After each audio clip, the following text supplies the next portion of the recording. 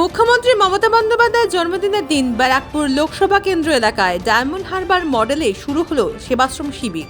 এই শিবিরের মূল আয়োজিত হয়েছিল হালিশহর রামপ্রসাদ খেলার মাঠে, যেখানে আজ এই কর্মসূচির উদ্বোধন করেন রাজ্যের প্রাক্তন খাদ্যমন্ত্রী জ্যোতিপ্রিয় মল্লিক।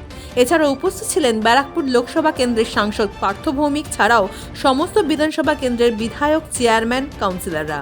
এই উদ্বোধনী অনুষ্ঠানে মুখ্যমন্ত্রী মমতা বন্দ্যোপাধ্যায়ের জন্মদিনে কেক কাটা হয়। আমরা প্রত্যেক মানুষের দরজায় দরজায় পৌঁছেছি।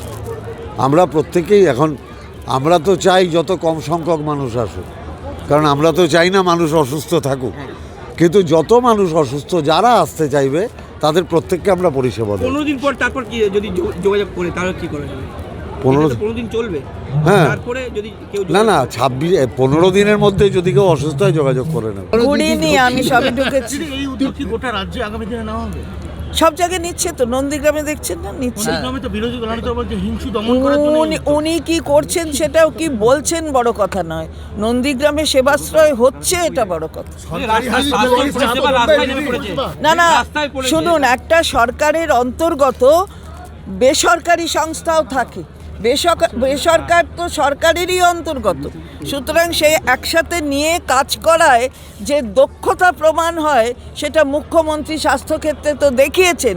সেটাই তো অনুসরণ করে আমরা এখানে দেখুন, প্রাইভেট সেক্টর থেকে যারা এসছে তারাও তো বিনামূল্যে তাদের কাজ এই পরিষেবাটা দিচ্ছেন।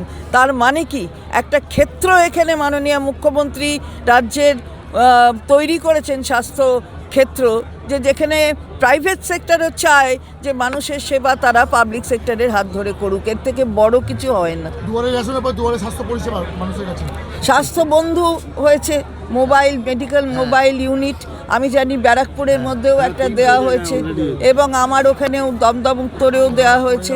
এটা উনি 109টা করেছেন এবং আরও 101টা করার জন্য রেডি হয়ে আছে। উনি যে কোনো দিন হয়তো সেগুলো উদ্বোধন করবেন। ফলে সারা রাজ্য জুড়ে কেউ ভাবতে পারে যে মোবাইল মেডিকেল ইউনিট একটা দুয়ারে হাসপাতাল চলে যাবে সকলের কাছে বললে? তাহলে এটা ক্যান্সারে আক্রান্ত তো চিফ মিনিস্টার্স রিলিফ ফান্ড থেকে তো থাকেই, যারা ক্যান্সার কিংবা অন্য দুরারোগ্য ব্যাধিতে আক্রান্ত থাকেন তাদের তো দেওয়া হয়।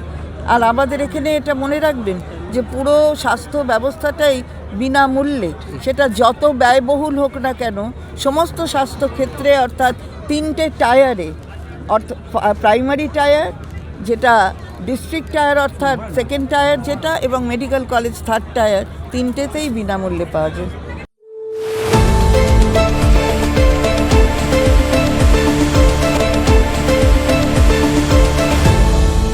আপনারা দেখছেন এই বেলা বাংলা, শিরোনামে সবার আগে।